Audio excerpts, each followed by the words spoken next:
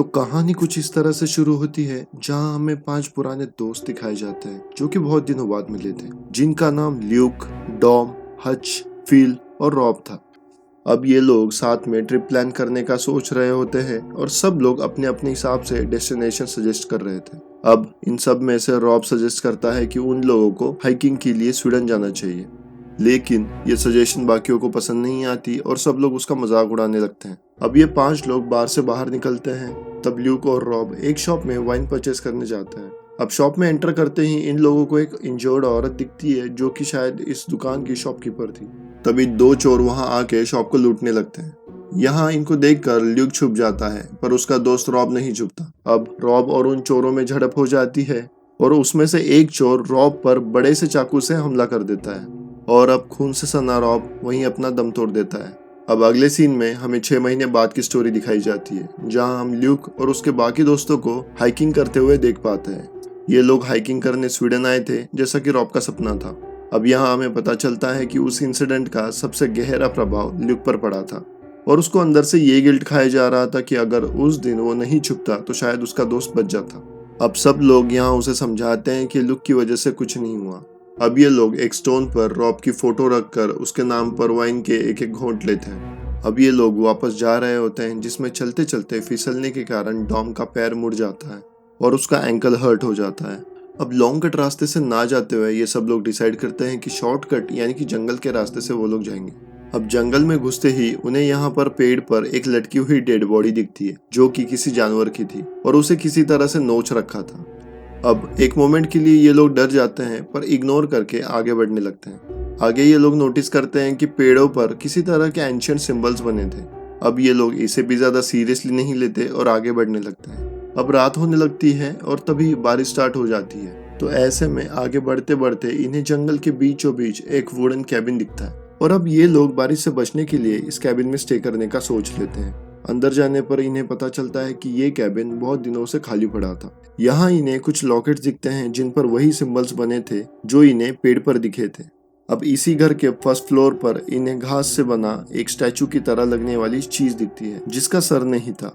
अब ये लोग थोड़ा सा डर जाते हैं, पर कोई और ऑप्शन ना होने की वजह से ये लोग यहीं सो जाते हैं। अब इनके सोने के बाद बहुत लाइटनिंग हो रही थी, तभी एकदम से लाइटनिंग की फ्लैश स्टॉप हो जाती है जिससे ल्यूक की नींद उड़ जाती है। अब ल्यूक इस घर के बाहर जाता है और बाहर उसे वही स्टोर दिखाई देता है जहां रॉब की मौत हुई थी। यहाँ वो सारे फ्लैशबैक्स उसके सामने आने लगते हैं और तभी अचानक से ल्यूक की नींद खुल जाती है और ये सब एक सपना होता है। लेकिन ल्यूक नींद में चलकर सच में घर के बाहर आ गया था।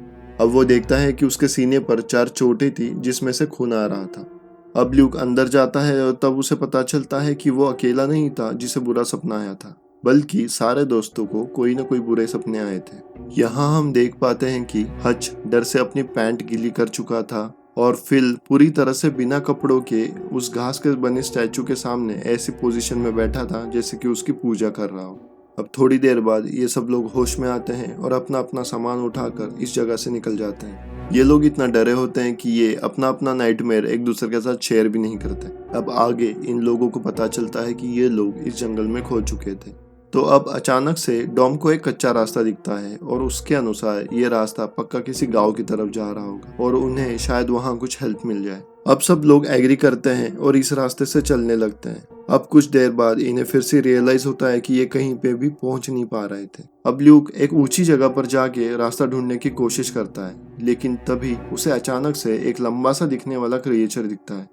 अब ल्यूक आके सबको इसके बारे में बताता है, लेकिन कोई इसकी बातों में विश्वास नहीं करता। तब ल्यूक अपने चेस्ट पर बने उस घाव को सबको दिखाने लगता है। अब डॉम उसकी इस बात पर विश्वास न करते हुए बोलता है कि वो नींद में चल रहा था और उसी कारण उसे कहीं लग गई होगी। अब इनके बीच बहस होने लगती है जिससे ल्यूक डॉम को मार देता है। अब जैसे तैसे अपने आर्गुमेंट्स को साइड में रखते हुए ये लोग आगे बढ़ते हैं। तब चलते चलते इन्हें जमीन पर एक टेंट मिलता है और इन्हें यहाँ एक क्रेडिट कार्ड भी मिलता है जिसपे 1984 की डेट थी और अब उनके अनुसार 1984 के टाइम कोई एक फैमिली यहाँ पर आई होगी जो शायद इस जंगल से कभी नहीं निकल पाई। अब आगे बढ़कर ये लोग एक जगह पर टेंट लगाकर सो जाते हैं। अब फिर से ल्यूक को एक सपना आता है और ये फिर से वही सपना था जिसमें रॉब को मारा गया था। अब यहाँ ल्यूक की नींद खुल जाती है और उसे फिल के चिल्लाने की आवाज आती है और बाहर आने पर उसे पता चलता है कि हच गायब हो गया था। यहाँ फील उसे बताता है कि उसे कोई बड़ा सा क्रीचर उठा के ले गया है। इतने में उन्हें जंगल से कहीं हच की चिल्लाने की आवाज आती है और वो लोग उस आवाज का पीछा करने लगते हैं। अब आगे उन्हें हच की बॉडी पैर पर टंगी दिखाई देती है जो कि पूरी तरह से उधड़ी हुई थी। अब ये लोग हच की बॉडी को पेड़ से नीचे उतार कर उसका संस्कार करते हैं। अब यहाँ ये लोग डिसाइड करते हैं कि ये लोग साउथ वेस्ट की तरफ चलेंगे। अब हम एज अ व्यूअर ये देख पाते हैं कि कोई चीज इनका पीछा कर रही थी और इन पर नजर रख रही थी। अब चलते चलते फिर से रात हो जाती है। अब फिर से वो क्रिएचर आके फिल को उठा ले जाता है। अब ल्यूक और डॉम भागने लगते हैं और भागते भागते उन्हें यहाँ फिल की बॉडी पेड़ से लटकी मिलती है और इस बॉडी का भी हाल वैसा ही था जैसा कि हच की बॉडी का हुआ था। अब भागते भागते ये लोग एक कैबिन के पास पहुंच जाते हैं। अब ये दोनों इस कैबिन में घुस जाते हैं। यहाँ उन्हें एक औरत दिखती है जो एक पत्थर के स्टैचू को पूज रही थी। ये स्टैचू उसी क्रीचर का लग रहा था जिससे ये लोग भाग रहे थे।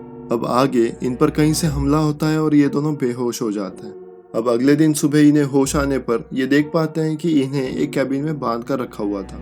अब यहाँ कैबिन का दरवाजा खुलता है और 3 लोग जिसमें एक बूढ़ी औरत और 2 आदमी थे इस रूम में एंटर करते हैं। अब ये बूढ़ी औरत ल्यूक के चेस्ट पर बने सिंबल को देखकर उसे पानी देती है, जबकि डॉम के चेस्ट पर वो निशान न होने की वजह से उसे पानी न देके उन दोनों आदमियों को बाहर ले जाने के लिए बोलती है। अब ये दोनों आदमी डॉम को बाहर ले जाते हैं। कुछ देर बाद वो लोग डॉम को वापस लाते हैं जिसे बहुत मारा पीटा गया था।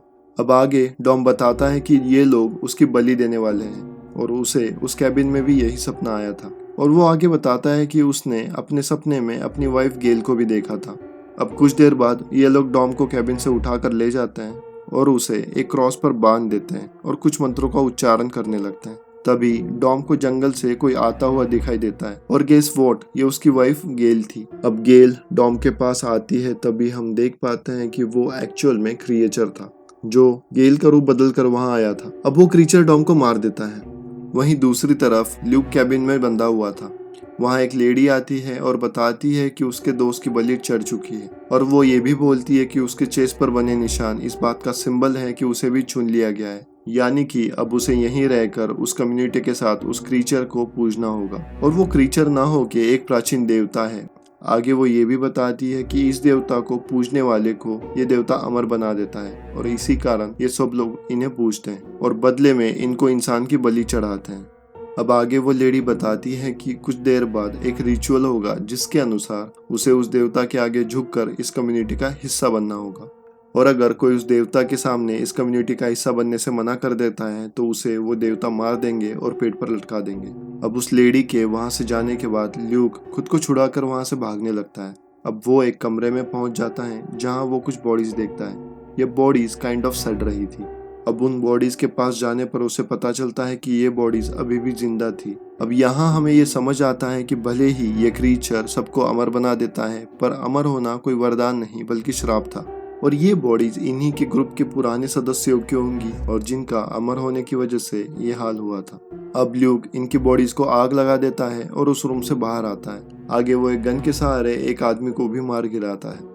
अब ल्यूक के आग लगाने की वजह से वो पूरा कैबिन जलने लग गया था। अब ल्यूक वहां से भागने लगता है। अब भागते भागते ल्यूक को वो क्रीचर पकड़ लेता है पर यहाँ ल्यूक उसके सामने झुक जाता है जैसे मानो वो क्रीचर की डोमिनेंस को मान गया था। अब वो क्रीचर उसे मारने की बजाय रुक जाता है। अब ल्यूक चालाकी से पास पड़े कुल्हाड़ी से उस क्रीचर के फेस पर हमला कर देता है पर उस क्रीचर को उसके हमले से बस एक हल्की सी चोट लगती है और अब ल्यूक फिर से भागने लगता है। अब ल्यूक यहाँ जैसे तैसे भागते भागते उस जंगल के बाहर निकल आता है। वो क्रिएचर उसका पीछा कर रहा था पर जैसे ही ल्यूक जंगल से बाहर निकलता है वो क्रिएचर वहीं रुक जाता है, मानो वो क्रीचर उस जंगल से बाहर ना निकल पा रहा हो। अब वो क्रीचर जोर से रोर करने लगता है और मूवी यही खत्म होती है।